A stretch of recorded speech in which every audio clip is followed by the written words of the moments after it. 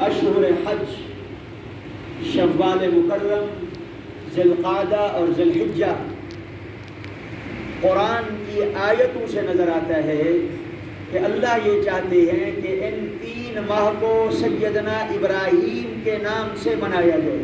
سبحان اللہ۔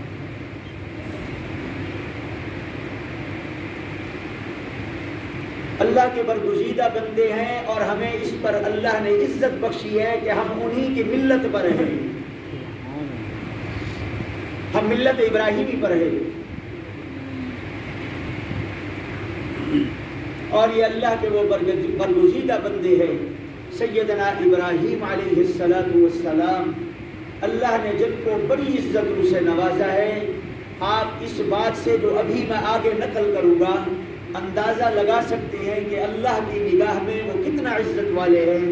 حضور صلی اللہ علیہ وسلم نے فرمایا جب معراج کی رات میں آسمانوں پر گیا تو انبیاء سے میری ملاقاتیں ہوئی، ہر آسمان پر اللہ کا نبی آگے بڑھتا، میرا استقبال کرتا اور مجھے سلام کرتا، حتیٰ کہ حضرت آدم علیہ السلام سے ملاقات ہوئی پہلے آسمان پر تو وہ بھی آگے بڑھے، میرے ساتھ سلام کیا، استقبال کیا۔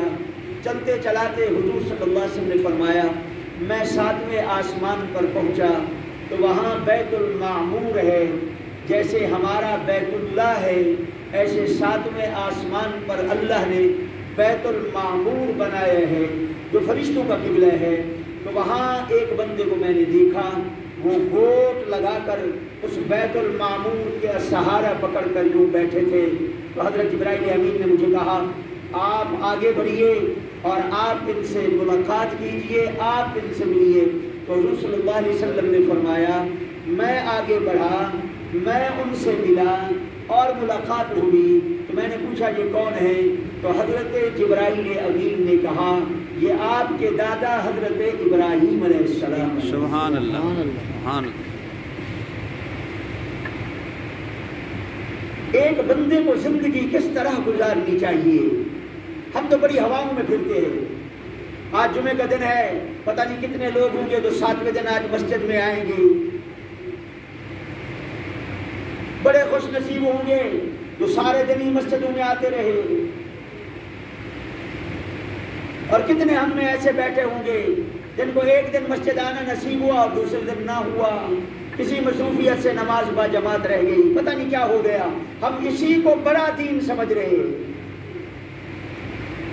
حالانکہ دینداری یہ ہے کہ یہ سر کے بالوں سے لے کر پاؤں کے ناخنوں تک پورے جسم پر اپنی مرضی نہ چلے، یہ دین ہے۔ سبحان اللہ۔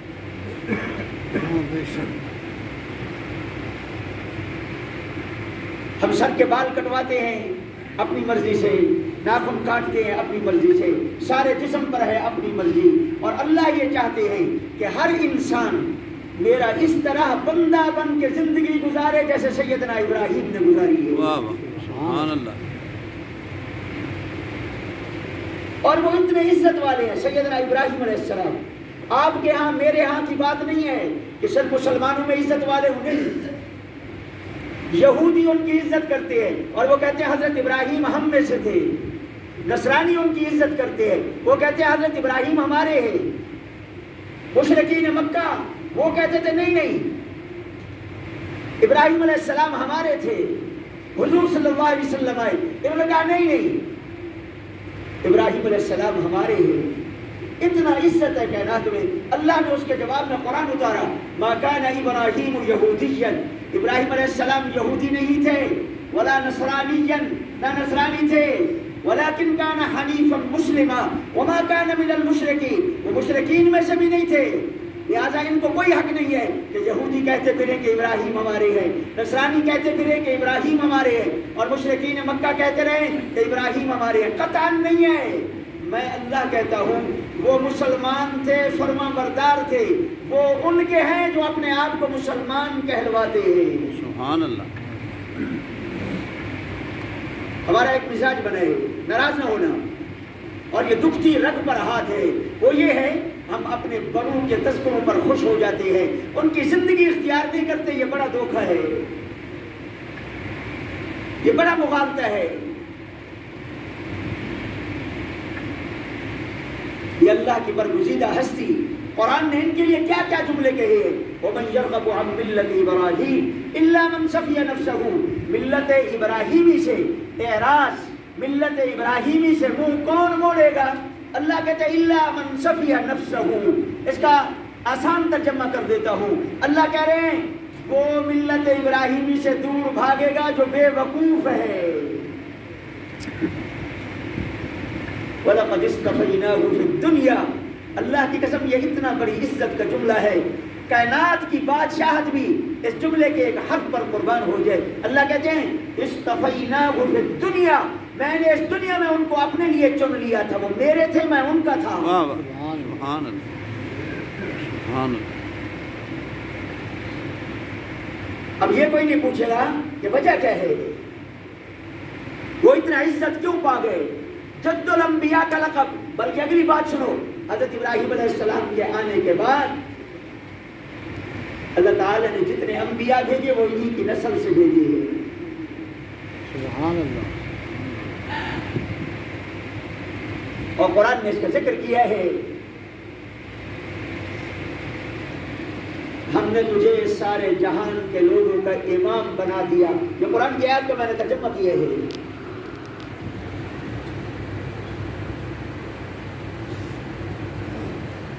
میں نے تجھے ساری انسانیت کا امام بنا دیا۔ میں اور آپ، ہمارے نبی کون ہیں؟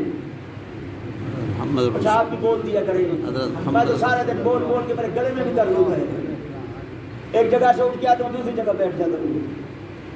اب یاد ہے مجھے قاری صاحب نے کان میں کہا جب آپ کے فلاں دوست کہہ رہے تھے پہلے مولانا صاحب پونے پہ بیان شروع کرتے تھے، اب وہ آ کر 1 بجے بیان شروع کرتے ہیں۔ میں نے کہا ان کو یہ بتاؤ، آپ تو 1 بجے سنتے ہیں، آپ کو تو پتہ ہے کہ صبح کہاں میں نے بیان کیا، یہ میرے ساتھ تھے، اس کے بعد ابھی میں کس جگہ سے آ رہا ہوں اور بھاگتے دوڑتے یہاں کے بیٹھ گیا ہوں۔ اب میرے اندر وہ قوت بھی نہیں ہے، اللہ روحانی قوت سے چلا رہا ہے۔ سچی بات عرض کر رہا ہوں، میں آپ کے ان محبتوں کی جذبات کی قدر کرتا ہوں، مگر میں نے بھی اللہ کی قسم اٹھا کر کہتا ہوں 22-23 سال ہو گئے ہیں آپ کا وقت ضائع نہیں کیا۔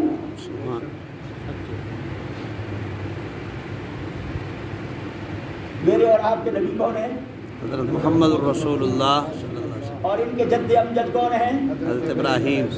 تو وہ دادا ہیں، اور ہم سب کے امام، ہم سب کے نبی امام الانبیاء ہیں، تو امامت کس کے ساتھ سجے گی؟ دادا کے ساتھ جا کے سجے گی۔ انی جاعلک للناس اماما،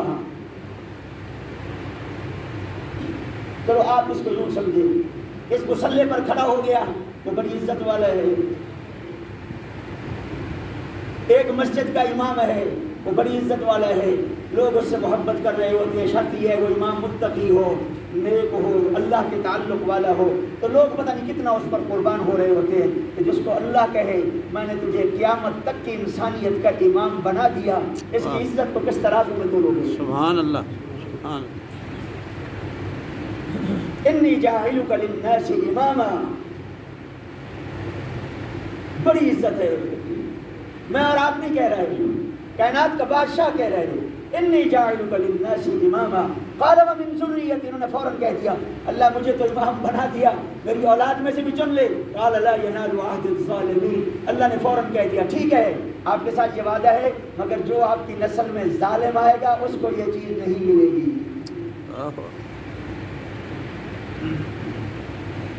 اور پتہ ہے ظالم کس کو کہتے ہیں؟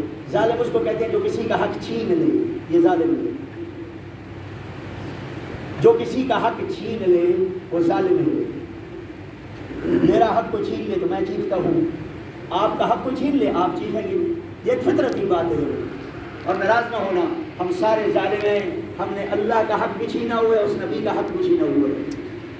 ہمارے جسموں پر کس کا حق تھا کوئی پتہ نہیں ہے، ہمارے جسموں پر کس نبی کا حق تھا، ہم اپنے جسموں پر اپنی بیویوں کا حق سمجھتے ہیں، اپنے جسموں پر اپنی اولاد کا حق سمجھتے ہیں، اپنے جسموں پر اپنے خاندان کا حق سمجھتے ہیں، اپنے جسموں پر اپنے رشتہ داروں کا حق سمجھتے ہیں، اپنے جسموں پر ہمسائے تک کا بھی حق سمجھتے ہیں۔ اگلی بات چھوڑو، میں یہ کہتا ہوں اپنے جسم پر گھر میں کام کرنے والی نوکرانی کا بھی حق سمجھتے ہیں، اگر اپنے جسم پر حق نہیں سمجھتے اللہ اور اس کے نبی کا نہیں سمجھتے۔ اللہ، اور یہ غصہ ہونے والی بات بھی نہیں ہے، اور یہ حق بات ہے۔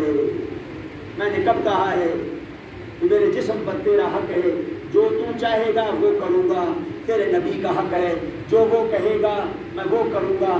اگر منہ سے یہ کہہ بھی دیں تو عمل اس سے مطابقت نہیں رکھتا۔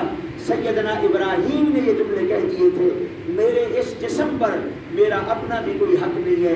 جسم دینے والا تو گواہ ہو جانا کہ میں نے اپنا جسم خالصتاً تیرے لیے کر دیا ہے۔ جملے کیا کہے؟ جملے یہ کہے، میں نے سارے جہان سے اپنے چہرے کو موڑ کر تیری طرف اپنا چہرہ کر دیا ہے۔ انی وجہت وجہی للذی فطر السماوات والارض حنیفا، میں سارے جہان سے یکسو اور بے نیاز ہو گیا ہوں، میں نے اپنا چہرہ تیری طرف کر لیا ہے۔ یہ میرا جسم ہے اور تو ہے، جو چاہے اس پر احکام صادر کر دے، میرے جسم کا ایک رواں بھی تیری نافرمانی نہیں کرے گا۔ سبحان اللہ۔ اور اس کو سچ کر دکھایا ہے۔ بے شک۔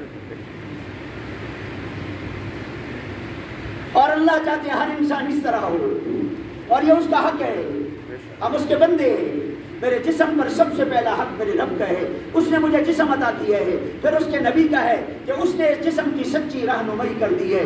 اس کے بعد باقیوں کے حق شروع ہوتے ہیں، مگر ناراض نہ ہونا، جو بڑے تھے جن کے حق بڑے تھے ادھر ہمارا التفات نہیں ہے، اور جن کے حق انہوں نے بتائے تھے اسی میں لگ گئے۔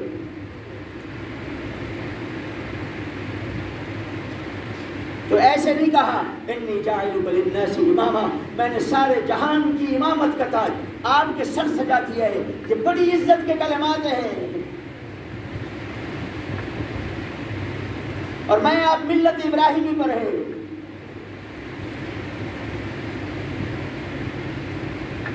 ملت ابیکم ابراہیم هو سماکم المسلمین، یہ قرآن کی آیت پڑھ رہا ہوں۔ ملت ابیکم ابراہیم هو سماکم المسلمین من قبل وفي هذا ليكون الرسول شهيدا عليكم وتكونوا شهداء على الناس واقيموا الصلاة وآتوا الزكاة واعتصموا بالله هو مولاكم فنعم المولى ونعم النصير۔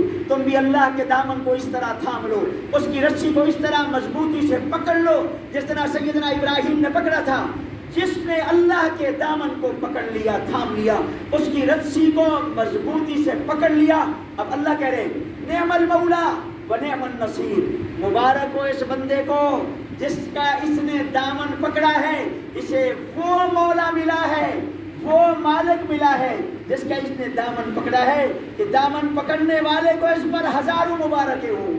سبحان اللہ۔ نعمہ عربی زبان میں مدح کے لیے آتا ہے، تعریف کے لیے آتا ہے، اور حبہ یہ اس طرح کے جملے، اور حبذا اعظم کے لیے آتا ہے، اپنی جگہ پر رہ گئے۔ قرآن یا کہ نعم المولا و نعم النصیر، کیا ہی خوب مولا ہے اس کا جس کا اس نے دامن پکڑا ہے، اور کیا ہی خوب اس کا مددگار ہے۔ کیا ہی خوب کا معنی ہے اس کو مبارک ہو، اس نے جس کا دامن پکڑا ہے وہ کیا ہے، اور جو اس کا مددگار ہوا ہے وہ کیا ہے۔ اللہ ہمیں اس پر آنے کی توفیق عطا فرما دے۔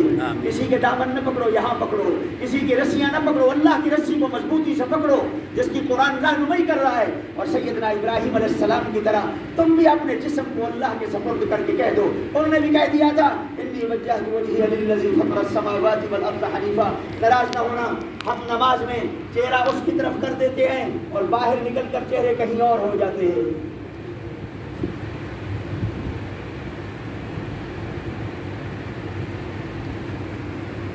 جب نماز میں چہرہ اللہ کا نہیں ہے، کیونکہ ہم نماز میں صرف اللہ کے بندے ہیں، جب باہر چلے جائیں گے پھر اللہ کے بندے نہیں ہیں۔ خوشی میں بھی چہرہ اسی کی طرف ہو، غمی میں بھی چہرہ اسی کی طرف ہو، ہما قسمی حالات میں چہرہ اسی کی طرف ہو۔ حضرت ابراہیم علیہ السلام پر قیامتیں گزر گئی مگر چہرہ وہاں سے ہٹا تو نہیں ہے۔ بے شک قرآن بتا رہا ہے، اتنا تذکرہ قرآن میں، اتنا تذکرہ قرآن میں۔ ابھی میں راستے میں منزل پڑھتا ہوا آ رہا تھا اور یہاں کے بیٹھا 17واں پارہ تھا، اور 17ویں پارے میں ابراہیم علیہ السلام کا قصہ چل رہا تھا۔ اللہ نے ان کی محبوبیت کو، بات سنو، ہمارے ذہنوں میں کچھ باتیں اٹھتی ہیں، یہ کر لیں تو یہ آ جائے گا، یہ ہو جائے گا تو یہ ہو جائے گا۔ نہیں، آپ اللہ سے معاملہ ٹھیک کر لو، وہ ساری کائنات سے آپ کا معاملہ ٹھیک کرا دے گا۔ ایک اللہ والا گھوڑے پر بیٹھنے لگا، گھوڑا بدکنے لگا، تو وہ جلدی سے نیچے اترے اور انہوں نے 2 رکعت نماز نفل پڑھی اور دعا کی، پھر آ کر گھوڑے پر بیٹھے تو گھوڑا آرام سے کھڑا رہا اور چل پڑے۔ تو ان کے شاگردوں نے پوچھا کہ حضرت یہ آپ نے کیا کیا؟ انہوں نے کہا گھوڑے کا مالک میں تھا اور میرا مالک اللہ تھا، تو یہ جب میرا نافرمان ہوا تو میں سمجھ گیا مجھ سے اپنے مالک کی کوئی نافرمانی ہو گئی ہے، اس لیے اس نے میری ملکیت میں جو چیز تھی اس کو میرا نافرمان کر دیا۔ تو اس کا نتیجہ یہ ہوا میں جلدی سے نیچے اترا اور میں نے 2 رکعت نماز نفل پڑھ کے اپنے مالک سے صلح کر لی، تو پھر جب میں گھوڑے پر بیٹھا تو میرے مالک نے اس گھوڑے سے میری صلح کرا دی۔ سبحان اللہ۔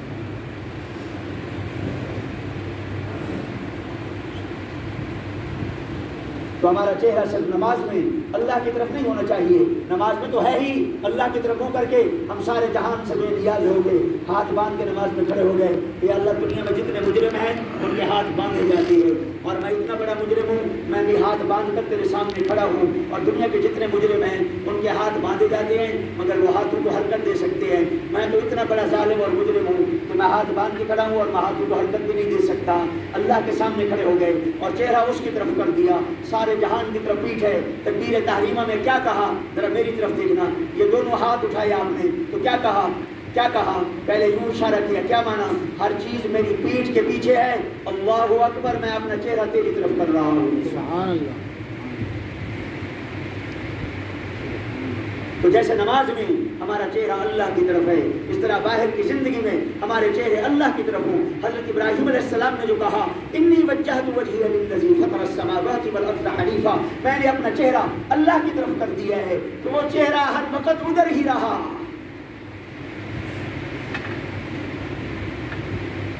اس چہرے کے ساتھ کان بھی ہے، اس چہرے کے ساتھ آنکھ بھی ہے، اس چہرے کے اندر زبان بھی ہے، آزاد جسم کے اسی کے اندر ہے، تو اس کان نے کسی کی نہیں سنی، صرف اسی کی سنی ہے، اس آنکھ نے کہیں نہیں دیکھا، صرف اسی کو دیکھا ہے، اس زبان نے کسی کے لیے استعمال نہیں ہوئی، صرف اسی کے لیے استعمال ہوئی ہے۔ چہرہ ادھر ہوا ہے اور ہمیشہ ہوا ہے۔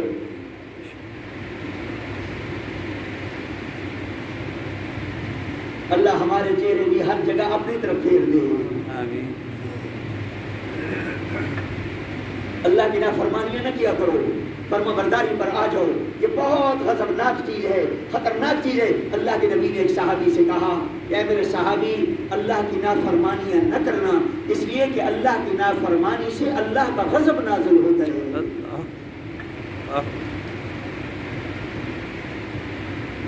اور ہمیں احساس بھی نہیں ہوتا، نافرمانی کر دی پھر بڑھ گئے، پھر دوسری کر دی پھر بڑھ گئے، احساس بھی نہیں ہے کہ میں نے کیا کیا ہے، پھر بڑھتے گئے پھر بڑھتے گئے پھر بڑھتے گئے، احساس ہی اندر سے ختم ہوتا چلا گیا۔ اور خوشی کا موقع ہے جی، اور کرنے دو جی، پھر یوں آ جاتا ہے اور جی کوئی بات نہیں ہے، بچے کہہ رہے ہیں اس طرح کرنے دو جیسے کر رہے ہیں، کوئی بات نہیں، سارا معاشرہ ایسے چل رہا ہے، کوئی مسئلہ نہیں ہے، اور فلاں کی اس طرح انہوں نے بھی ایسا کر لیا، ہم کر دیں گے تو کیا ہوگا۔ یہ وہ عذر ہیں جن کو اللہ کے ہاں کوئی قبولیت نہیں ہے۔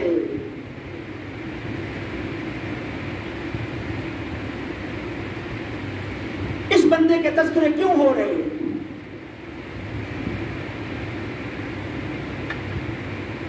اور ایک جگہ نہیں ہو رہا، پورا قرآن ہے کہ اس بندے نے اپنے چہرے کو اللہ سے ہٹنے نہیں دیا۔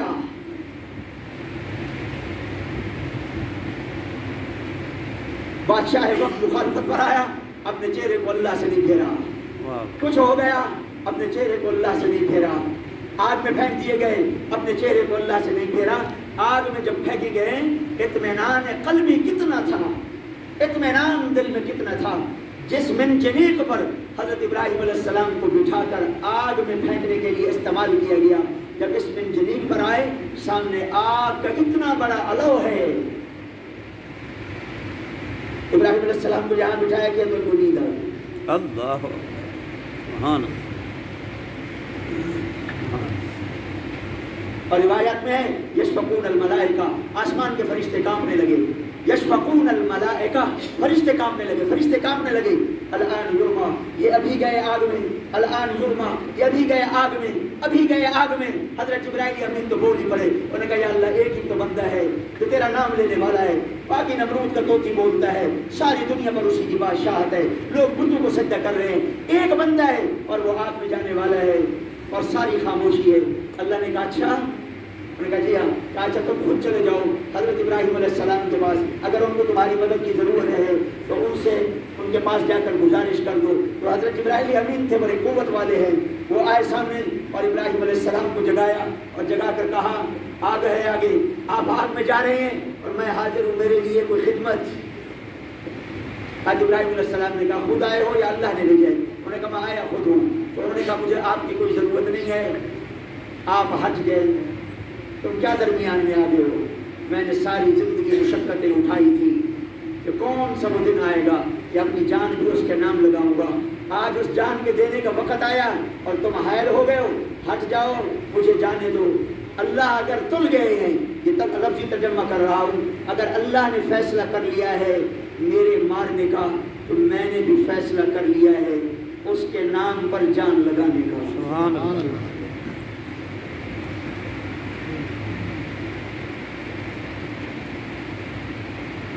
آپ تو بڑے لوگ ہیں، میں اپنی بات کرتا ہوں، اگر اس جگہ میں خود بیٹھا ہوتا اور سامنے آگ کا اتنا بڑا علو ہوتا، جبرائیل امین تو دور کی بات ہے، آپ کے یہ جو معصوم بچے بیٹھے ہیں ان میں سے کوئی بچہ آ کر مجھ سے پوچھتا کہ میرے لائق کوئی خدمت، تو میں تو فوراً یہی کہتا کہ بھائی پوچھنے کا کوئی ٹائم ہے، میں آگ میں گرنے والا ہوں اور آپ پوچھ رہے ہو کہ میرے لائق کوئی خدمت، کچھ ہوتا ہے تو کرو، کیونکہ پوچھنے کا وقت ہے۔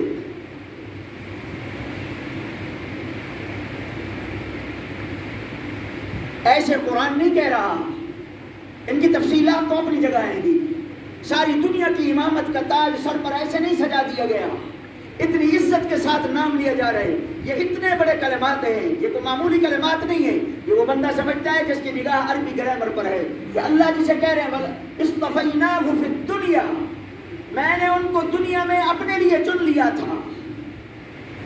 اللہ کسی کو کہہ دے کہ میں نے آپ کو اپنے لیے چنا ہے، اور یہ بڑی عزت کے کلمات ہیں۔ ایک حضرت موسیٰ علیہ السلام کو قرآن نے کہا ہے اور وہ بھی بڑی عزت کی کلمات ہیں۔ سچی بات ہے، جب ہم یہ جگہ پڑھاتے ہیں تو اس وقت آنکھوں سے آنسو رک نہیں سکتے، اس وجہ سے کہ یہ اتنا بڑی عزت کے کلمات ہیں۔ ادھر موسیٰ علیہ السلام کو کہا وَاصْطَنَعْتُكَ لِنَفْسِي، موسیٰ علیہ السلام میں نے تجھے بنایا ہی اپنے لیے، بڑی عزت ہے۔ اللہ کسی کو کہہ دے میں نے تجھے بنایا ہی اپنے لیے۔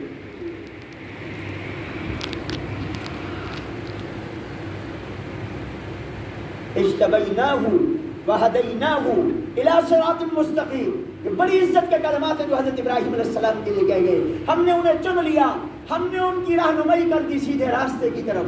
ہر جگہ اس طرح میرے بھائیوں یہ کب حاصل ہوتا ہے؟ ناراض نہ ہونا، ہمیں تو یہ باتیں سمجھ ہی نہیں آتی، اس لیے کہ ہمارا ان سے واسطہ ہی نہیں ہے، ہماری تو ساری زندگی اس کی نافرمانی پر گزری پڑی ہے۔ ہم تو صرف وہ لوگ ہیں جو نماز میں اللہ کی طرف چہرہ کرتے ہیں، باقی کسی جگہ اس کی طرف چہرہ نہیں ہے۔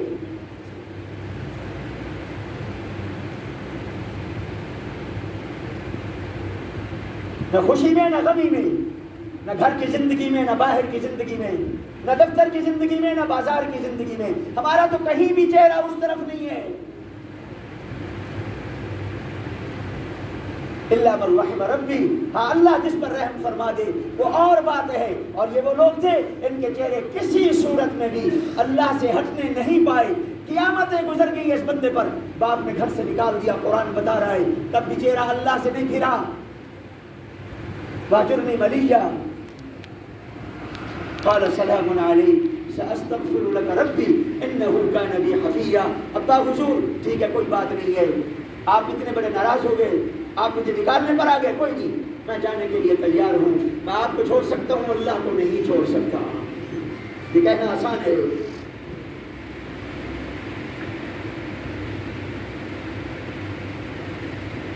اس لیے میرے بھائی دوستو ان دنوں کو سیدنا ابراہیم علیہ السلام کی یاد کے طور پر منایا جائے، ان کی زندگیوں کے تذکرے گھر میں بیٹھ کر کرو، اللہ کے بندے کو کس طرح ہونا چاہیے، اپنے بچوں میں بیٹھ کر کرو، ایک اللہ کے بندے کو کس طرح ہونا چاہیے۔ ہماری ذمہ داری ہے ہم اپنی اولادوں کو سب سے پہلے اللہ کا بندہ بنائیں، نمبر 2 حضور صلی اللہ علیہ وسلم کا امتی بنائیں، تیسرے نمبر پر اپنا فرما بردار بیٹا بنائیں۔ آپ ان دونوں کے فرما بردار بنا دو، وہ دونوں ہستیاں ان کو تمہارا فرما بردار کر دے گی۔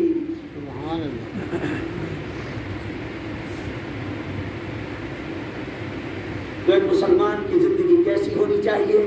میں نے اپنا سبق دہرایا ہے، جو باتیں میں نے تم سے عرض کی ہیں اللہ کی قسم اٹھا کر کہتا ہوں اس کا میں خود محتاج ہوں، تاکہ یہ چیزیں میری زندگی میں آ جائیں۔ اور قرآن تو پتہ نہیں کیا سے کیا بتا رہا ہے، اللہ کا قرآن کیا سے کیا جملے ان کے لیے کہتا ہوا جا رہا ہے۔ وہ عزتوں کے بادشاہ تھے، میں یہ کہتا ہوں اللہ کی قسم، عزتوں کے تاج ان کے سر پر آ کر فخر کیا کرتے تھے کہ اللہ نے ان کے سروں پر ہمیں سجایا ہے۔ وہ تو اتنی بڑی عزت والے لوگ تھے، اور وہ اپنی زندگیاں ساری انسانیت کے لیے مشعل راہ بنا کر چھوڑ کر چلے گئے۔ یہ سارے دن انہی کی یاد ہے، حج آ رہا ہے ساری انہی کی یاد ہے۔ ان دنوں کو اس طرح منایا جائے۔ سیدنا ابراہیم علیہ السلام کے واقعات قرآن نے بتائے ہیں، انہیں اپنی نسلوں میں منتقل کرو۔ اللہ کا ایک فرما بردار کس طرح ہونا چاہیے وہ ان کی زندگی سے نمایاں اور آیا ہے۔ اللہ مجھے بھی، آپ کو بھی، ہم سب کی نسلوں کو بھی سیدنا ابراہیم علیہ السلام کے نقش قدم پر چلائے۔